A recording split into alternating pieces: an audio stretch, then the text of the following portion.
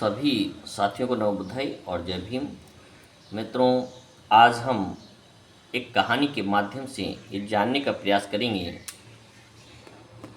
कि चाहे कोई भी काल रहा हो, कोई भी सरकारें रही हो, तो राजतंत्र के अंदर भी कोई भी राजा ये नहीं चाहता था कि उसकी जनता शिक्षित और जागरूक हो।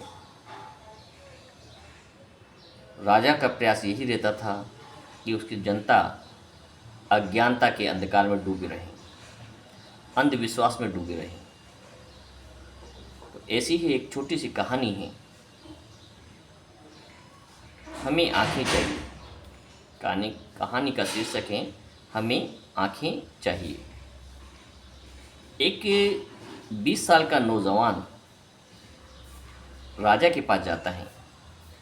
वो राजा अपने आप को अपनी तानाशाही के कारण सर्वश्रेष्ठ घोषित कर देता है और चक्रवर्ती सम्राट के नाम से जाना जाता है। उसका ऐसा कठोर कानून होता है कि यदि कोई उसके खिलाफ एक शब्द भी बोल दे या उसकी निंदा कर दे तो उसे सीधे मौत के घाट उतार दिया जाता है। उस नगर की जनता इतनी डरी हुई होती है और उसे अपना राजा सर्वश्रेष्ठ मान लेती है। उसी काल में एक 20 साल का नौजवान राजा साहब के दरबार में उपस्थित होता है और राजा साहब से कहता है, महाराज, मेरे ऊपर पूरे परिवार की जिम्मेदारियां हैं। विवाह हो गया है, पत्नी हैं, बच्चे हैं और बुजुर्ग माता पिता हैं, लेकिन मैं आँखों से अंधा हूँ। कृपया करके मेरी आँखों का ऑपरेशन करा दीजिए, जिससे मैं अपने परिवार की सभी जिम्मेदारी को बखूबी निभा सकूँ। मुझे किसी की दया पर निर्भर न रहना पड़े। राजा साहब कहते हैं कि आपकी आँखों का इलाज करा पाना संभव नहीं है। आप तो ये बताइए कि आपकी समस्या क्या है। तो वो व्यक्ति कहता है, नौजवान, कि साहब, मैं रोज़गार करने में असमर्थ हूँ, पैसे नहीं कमा पाता हूँ, मैं अपने बच्चों का पेट कैसे भरूँ। तो राजा साहब अपने मंत्री को बुलाते हैं, आदेश देते हैं, इस व्यक्ति को जितना भी अनाज चाहिए प्रति माह इसके घर वो अनाज पहुँचा दिया जाए और जाओ कि अब तुम्हें भोजन की कोई चिंता करने की आवश्यकता नहीं है। वो नौजवान अपने घर जाकर संतुष्ट हो जाता है और उसका खाने पीने की समस्याएं पूरी तरह से हल हो जाती हैं। कुछ समय बाद वही व्यक्ति फिर जाता है कि महाराज, मेरे रहने के लिए मकान नहीं है, मैं अपने बच्चों को बारिश के अंदर, धूप के अंदर कहाँ रखूँ। तो राजा साहब अपने मंत्रियों को कहते हैं कि इसके लिए सरकार की ओर से निःशुल्क आवास बना दिया जाए।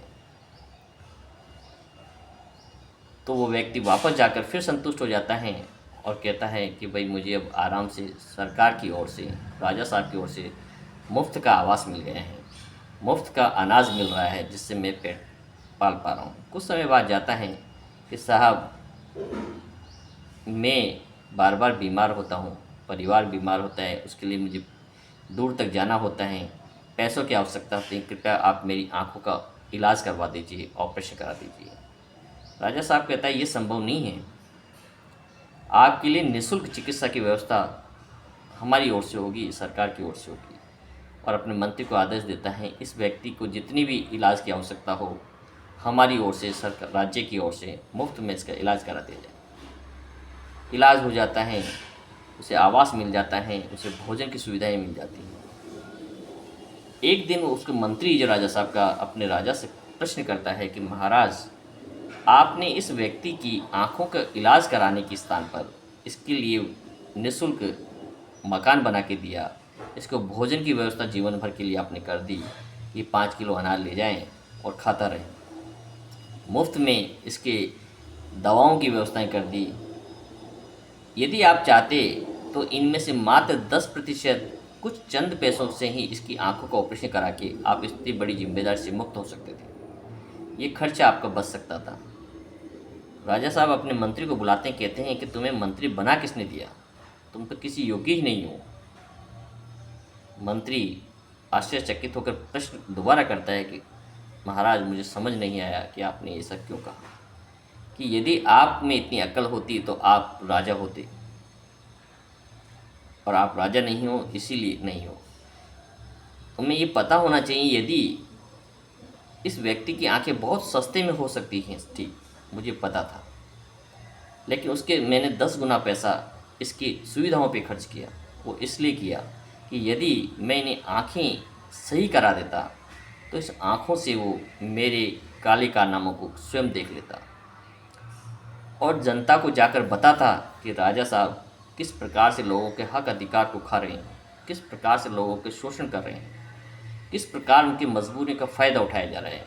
और ये शिक्षित हो जाता, आँखों से ये पढ़ता लिखता और ये पढ़ना सीख जाता तो ये सारी सुविधाएं तो खुद ही एकत्रित कर लेता, फिर हमारे पास क्यों आता। तो मित्रों, इस कहानी का तात्पर्य आँखों का जो संबंध है वो शिक्षा से है। उस ज़माने में भी कोई भी राजा नहीं चाहता था कि शिक्षा रूपी आँखें जनता को दी जाए, क्योंकि यदि शिक्षा रूपी आँखें आपको मुफ्त में दे दी गई, अच्छी शिक्षा आपको दे दी गई, आपके बच्चों को दे दी गई, तो ये मकान, ये भोजन, ये चिकित्सा, ये आवास, ये शोर शौकत, शान शौकत, कहीं भी कोई भी ऐसी कोई चीज़ नहीं है जो आप स्वयं नहीं पा सकते। लेकिन मजबूरी ये है कि यदि आप आँखों को प्राप्त कर लेंगे, शिक्षा को प्राप्त कर लेंगे, तो फिर उन राजाओं के पास, उन शासकों के पास क्यों जाएंगे। तो यदि एक जीवन में आपको कोई चीज़ चाहिए तो वह है शिक्षा, बच्चों के लिए शिक्षा। आप मुफ्त के अनाज में, मुफ्त की चिकित्सा में, मुफ्त के पेंशन के अंदर अपने वोट का सौदा न करें।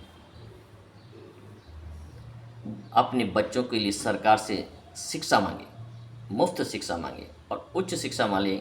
शिक्षा प्रत्येक व्यक्ति का मौलिक अधिकार होना चाहिए और उसे निःशुल्क दिया जाना चाहिए। शिक्षा के अंदर किसी प्रकार का भेदभाव नहीं होना चाहिए कि अमीरों के लिए अलग प्रकार की शिक्षा हो और गरीबों के लिए अलग प्रकार की शिक्षा हो। यदि किसी देश के अंदर एक जैसी शिक्षा दी जाती है तो निश्चित रूप से असमानता बहुत जल्दी दूर हो सकती है। उन्हें किसी आरक्षण की आवश्यकता नहीं है, किसी प्रकार की डोनेशन की आवश्यकता नहीं है, स्कॉलरशिप की आवश्यकता नहीं है। केवल और केवल शिक्षा रूपी आँखें, जो चश्मा आपको चाहिए, उसके द्वारा आप अपनी सभी समस्याओं का समाधान कर सकते हैं।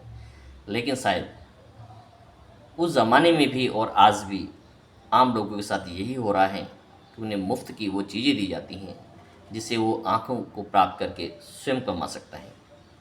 उसे वो रोज़गार नहीं दिया जा रहा है, उसे वो शिक्षा रूपी चश्मा नहीं दी जा रही हैं, उनकी आँखों का ऑपरेशन नहीं कराया जा रहा है, बल्कि उसके अनावश्यक रूप से वो चीज़ें प्रोवाइड कराई जाती हैं जिसके लिए जीवन भर व्यक्ति उन शासकों के, उन राजाओं के, उन चक्र सम्राट के इर्द गिर्द हाथ जोड़ के खड़ा रहें, उनकी दया पर निर्भर रहें और जीवन भर उन्हें अपना आका, अपना मालिक और अपना भगवान मानता रहें। तो कहानी से तात्पर्य ये है, दौर कोई भी रहा हो, कोई भी शासक ये नहीं चाहता है कि जनता पढ़ लिख कर के योग्य बने और अपने अच्छे और बुरे को जान सके, अपनी सुविधाओं को आत्मनिर्भर बनकर स्वयं प्राप्त करें। उस काल में भी हर राजा ये चाहता था कि उसकी जनता हरदम उसके दरवाजे पे याचक बनकर खड़ी रहें और उन्हें छोटा सा एक अन्न का टुकड़ा, एक दया की भीख देकर वो उन्हें संतुष्ट कर दें और वो उसे वाह करता हुआ हमेशा जीवन भर अपना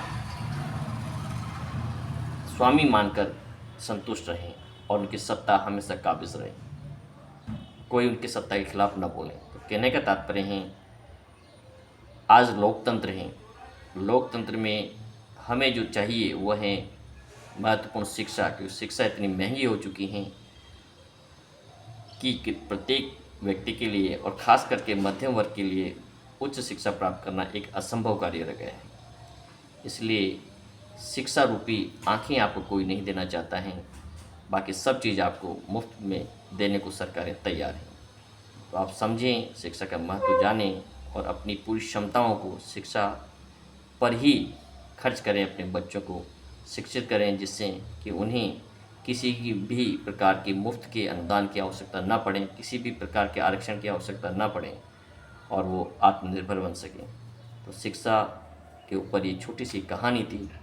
आपको कैसी लगी? यदि अच्छी लगी तो आप इसे अपने मित्रों को शेयर कर सकते हैं, हमारे चैनल को सब्सक्राइब कर सकते हैं। सभी को नव बधाई। जय हिंद।